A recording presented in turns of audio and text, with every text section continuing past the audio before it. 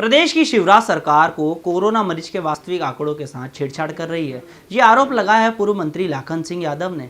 प्रदेश की शिवराज सरकार कोरोना मरीजों के वास्तविक आंकड़ों के साथ छेड़छाड़ कर रही है।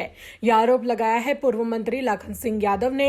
उन्होंने कहा है कि प्रदेश सरकार कोरोना की टेस्टिंग कम कर रही है। साथ ही टेस्टिंग करने के बाद जब कोरोना संक्रमित व्यक्तियों की संख्या ज्यादा आए तो वास्तविक आंकड़े छुपाए जा रहे हैं, जिसके चलते लोगों के स्वास्थ्य के साथ गंभीर खिलवाड़ हो रहा है। लाखन सिंह यादव ने यह भी कहा कि प्रधानमंत्री नरेंद्र मोदी कोरोना वायरस को लेकर अपने मुख्यमंत्री को चेता रहे हैं, लेकिन बीजेपी का कोई भी नेता कोरोना संक्रमण को लेकर पीएम मोदी की बातों को गंभीरता से नहीं ले रहा है। देखिए, जैसा अरविंद भदौरिया जी के बारे में बताया जा रहा है और उन्होंने खुद एक्सेप्ट किया है, वो खुद जो है हॉस्पिटलाइज हो गए हैं। मैं ऐसा मान के चलता हूँ, जब वो कैबिनेट में थे तो मुझे लगता है कैबिनेट के सारे मिनिस्टर्स इवन माननीय मुख्यमंत्री तक इनको सबको चेक कराना चाहिए और इनको स्वतः ही क्वारंटाइन हो जाना चाहिए। ये प्रदेश के हित में, क्योंकि ये जितने भी मिनिस्टर हैं अभी प्रदेश में कई जगह जा रहे हैं, जैसे हमारे इधर जो चुनाव हो रहे हैं उस जगह जितने भी इनके मंत्री आम पब्लिक में माने सभाएं टाइप की कर रहे हैं, तो मुझे लगता है इनको सबको स्वतः ही क्वारंटाइन होना चाहिए।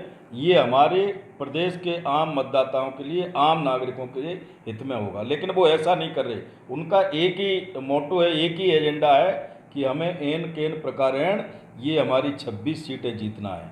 तो मुझे लगता है ये सब चीज़ें माननीय मुख्यमंत्री जी को गंभीरता से लेना चाहिए, सारे मंत्री को लेना चाहिए और प्रशासन को भी लेना चाहिए। आपको नहीं लगता कोरोना की जांच उन्होंने पहले कराई होगी, उसके बाद रिपोर्ट तुरंत तो आती नहीं है, तो उनको जब जांच कराई थी तो क्वारंटाइन पहले हो जाना चाहिए इस तरह से प्लेटफॉर्म।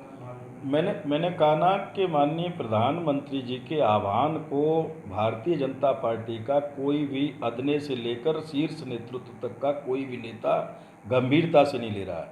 कल जब ये बात बिल्कुल आपका कहना सही है कि उन्होंने ये कोरोना की रिपोर्ट पहले परीक्षण कराया होगा, परीक्षण का जब रिपोर्ट आई है उससे पहले उन्हें कैबिनेट की बैठक में नहीं जाना चाहिए था। लेकिन मैंने कहा ना कि वो गंभीर नहीं है, उनकी तरफ से प्रदेश भाड़ में जाए, उन्हें कोई लेना देना नहीं है। उन्हें सिर्फ एक मोटो है, एक एजेंडा, एक विजन है, वो है सिर्फ 26 सीटें भारतीय जनता पार्टी के पक्ष में जाएं। लेकिन मैं ऐसा मान के चलता हूं कि ये प्रदेश की जनता, आम मतदाता इनकी इन बातों को पूरी तरह समझ गई है और इसके रिजल्ट हमें इस उपचुनाव में देखने को मिलेंगे। एक और सुझाव दिया है कि बैलेट पेपर से चुनाव कराए जाएं, क्योंकि ईवीएम से ज़्यादा कोरोना का खतरा रहता है। तो इस पर नरोत्तम मिश्रा ने कहा है कि वो ईवीएम से डर रहे हैं, चुनाव अपने हार से डर रहे हैं, इसलिए बैलेट पेपर से मांग रहे हैं। देखिए, नरोत्तम मिश्रा जी क्या कह रहे हैं मैं उस पर नहीं जाना चाहता, लेकिन मैं ये ज़रूर बताना चाहता हूँ कि ईवीएम से यदि हम चुनाव करा रहे हैं तो निश्चित तौर पर एक ही बटन पे वहाँ बहुत सारे लोग उसको जाके करेंगे। बैलेट पेपर से कहीं न कहीं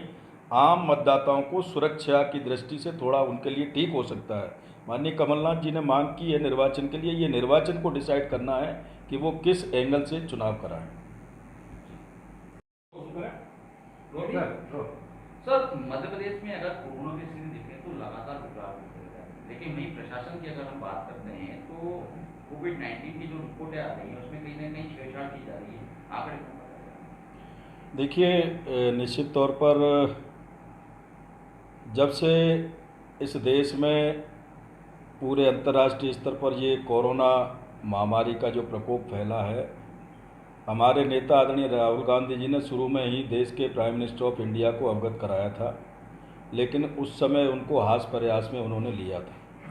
उसके बाद जो है उनके प्राइम मिनिस्टर ऑफ इंडिया, उनके चीफ मिनिस्टर हमेशा ये कहते रहे हैं कि कोरोना के लिए हमें गंभीर होना है। लेकिन मैं ऐसा मान के चलता हूँ कि भारतीय जनता पार्टी का नेतृत्व और भारतीय जनता पार्टी के समूचे, चाहे छोटे से लेकर ऊपर तक के नेता तक, वो खुद ही माननीय प्रधानमंत्री जी की बात से सहमत नहीं है और वो खुद ही कोरोना महामारी को गंभीरता से नहीं ले रहे हैं। और इसी के ऐसे बहुत सारे परिणाम हैं। जहाँ तक आपने जो प्रश्न किया है कि कोरोना की जो रिपोर्टें आ रही हैं उन रिपोर्टों में छेड़छाड़ी की जा रही है, निश्चित तौर पर इन सब चीज़ों को दबाने के लिए एक तो टेस्टिंग जितना होना चाहिए उतना टेस्टिंग नहीं हो रहा, और टेस्टिंग में ही जब कोरोना की ज़्यादा स्पीड बढ़ती नज़र आ रही है तो उसको ब्रेक करने के लिए जो इसके डाटा जो आ रहे हैं, जो इसकी रिपोर्ट्स आ रही हैं, उनमें छेड़छाड़ी करके, जैसे कई जगह रिपोर्ट्स ज़्यादा आ रही हैं तो उनको डाउन करके कम रिपोर्टें दिखाई जा रही हैं। ये निश्चित तौर पर कहीं न कहीं इस प्रदेश के लिए और देश के लिए घातक सिद्ध हो सकता है।